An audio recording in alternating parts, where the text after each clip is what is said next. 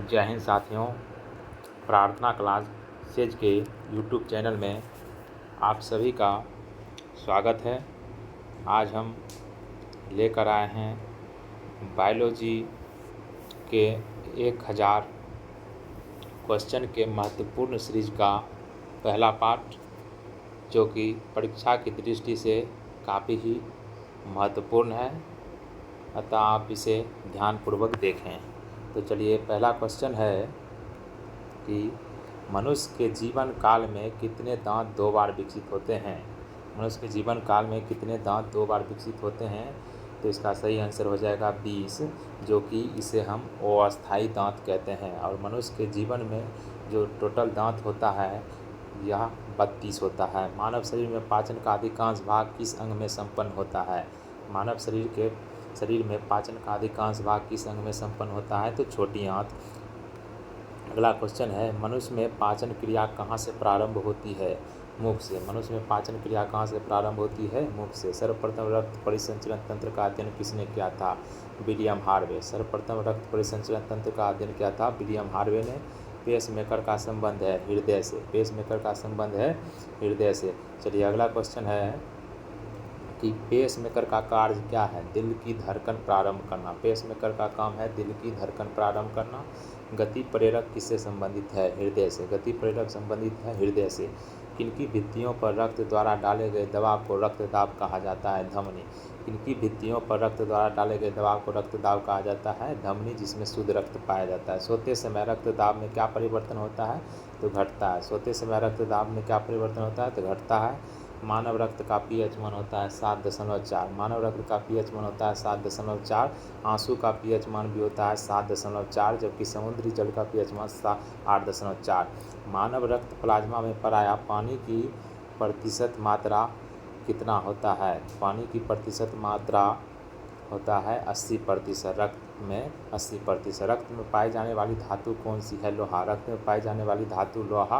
रक्त का शुद्धिकरण कहाँ होता है, किडनी में। रक्त का शुद्धिकरण कहाँ होता है, किडनी में। अधिकतम पोषक तत्व रक्त में कहाँ से अवशोषित किए जाते हैं, छोटी आंत से। लार में कौन सा एंजाइम पाया जाता है, टाइलिन। लार में कौन सा एंजाइम पाया जाता है, टाइलिन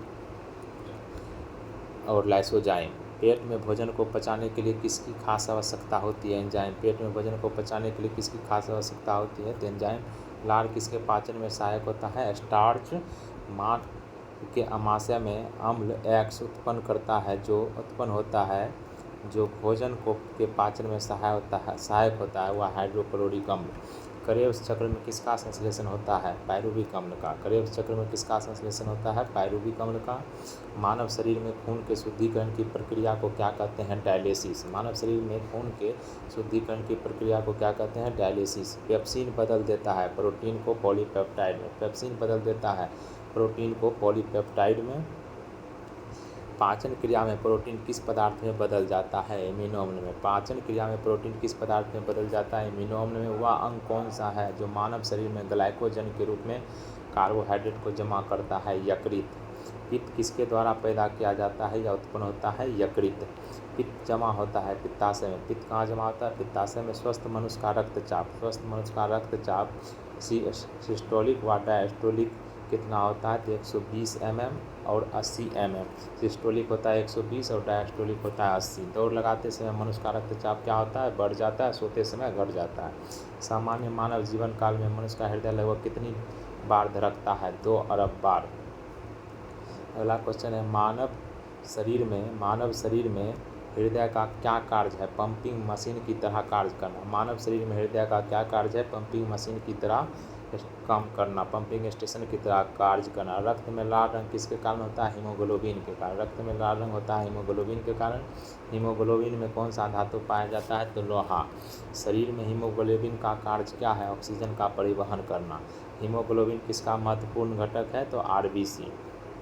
अगला क्वेश्चन है, हीमोग्लोबिन का कार्य क्या है, ऑक्सीजन को ले जाना। हीमोग्लोबिन का कार्य है ऑक्सीजन को ले जाना।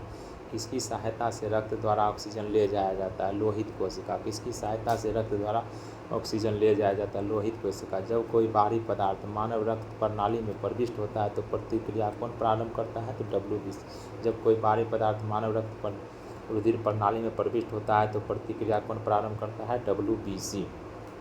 लाल रक्त कणिकाएं RBC कहाँ उत्पन्न होती है? अस्थि मज्जा में। अगला क्वेश्चन है, किसको RBC का कब्रिस्तान कहा जाता है? RBC का कब्रिस्तान किसको कहा जाता है? प्लीहा को। मनुष्य की लाल रक्त कोशिकाओं का जीवन काल कितना होता है? 120 दिन, 20 से 120 दिन। बचे हुए भोजन में मौजूद विषैले पदार्थ का कौन सा अंग चूषण करता है? यकृत। विषैला पदार्थ का चूषण अंग है यकृत।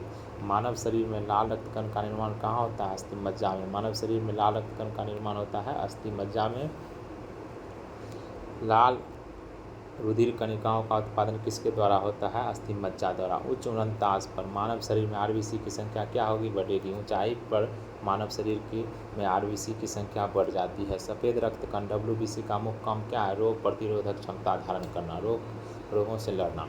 मनुष्य में मेरुदंड की कितनी जोड़ी तंत्रिका मिलती है? तो 31 जोड़ी। अगला क्वेश्चन है, प्रतिवर्ती क्रियाओं का नियंत्रण केंद्र कहाँ है? प्रतिवर्ती क्रियाओं का नियंत्रण केंद्र कहाँ है? कशेरुक रज्जु। स्तनधारी किसमें यूरिया बनाता है? यकृत में। स्तनधारी यूरिया बनाता है यकृत में। मानव शरीर में सबसे छोटी अंतःस्रावी ग्रंथि कौन सी है? मानव शरीर में सबसे छोटी अंतःस्रावी ग्रंथि कौन सी है? तो इसका सही आंसर हो जाएगा पीयूष ग्रंथि, जो मानव शरीर की सबसे छोटी ग्रंथि है और यह अंतःस्रावी ग्रंथि भी है।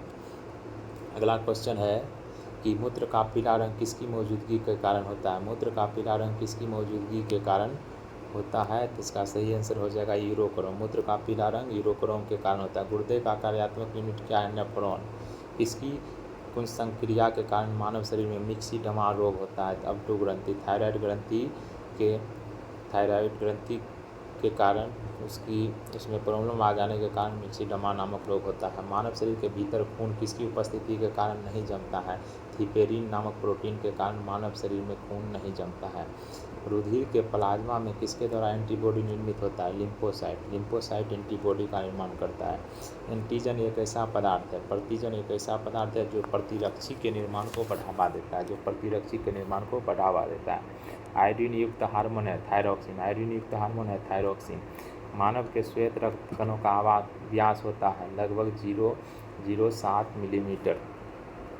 अगला क्वेश्चन है, अपोहन का प्रयोग किस प्रक्रिया को पूरा करने के लिए किया जाता है? अपोहन डायलिसिस का प्रयोग किडनी। स्वेदन किसके लिए महत्वपूर्ण है? शरीर के तापमान को नियंत्रित करने के लिए। सामान्यतः निषेचन होता है गर्भाशय में। एमनियोसेंटोसिस एक तरीका है जो बताता है भ्रूण के लिंग को। अगला क्वेश्चन है, मानव शरीर में रक्तचाप नियंत्रित होता है अधिवृक्क ग्रंथि द्वारा। मानव शरीर में रक्तचाप अधिवृक्क ग्रंथि द्वारा। जीवन रक्षक हार्मोन किस ग्रंथि से स्रावित होता है? एड्रीनल। मानव शरीर की किस ग्रंथि को मास्टर ग्रंथि कहा जाता है? पीयूष ग्रंथि। मानव शरीर की किस ग्रंथि को मास्टर ग्रंथि कहा जाता है? पीयूष ग्रंथि। मानव के शरीर की सबसे छोटी ग्रंथि है पिट्यूटरी ग्रंथि।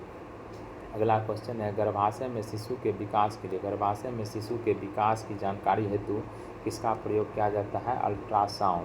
अल्ट्रासाउंड का भी प्रयोग करते हैं। एमनियोसेंटेसिस से भी शिशु के लिंग का परीक्षण किया जाता है। भ्रूण के विकास के लिए किस अंग के द्वारा खाद्य की पूर्ति की जाती है? तो बीजांडासन। स्त्रियों की नसबंदी को क्या कहा जाता है? ट्यूबेक्टोमी। स्त्रियों की नसबंदी को ट्यूबेक्टोमी कहा जाता है। गाय और भैंस के थनों में दूध उतारने के लिए किस हार्मोन की सुई लगाई जाती है? तो ऑक्सीटोसिन।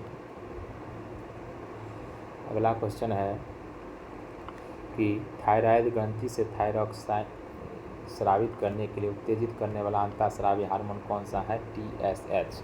मायोग्लोबिन में कौन सी धातु होती है? तो तांबा। एक वयस्क पुरुष के लिए सामान्य हीमोग्लोबिन मात्रा प्रति 100 ml रक्त है 5 ग्राम।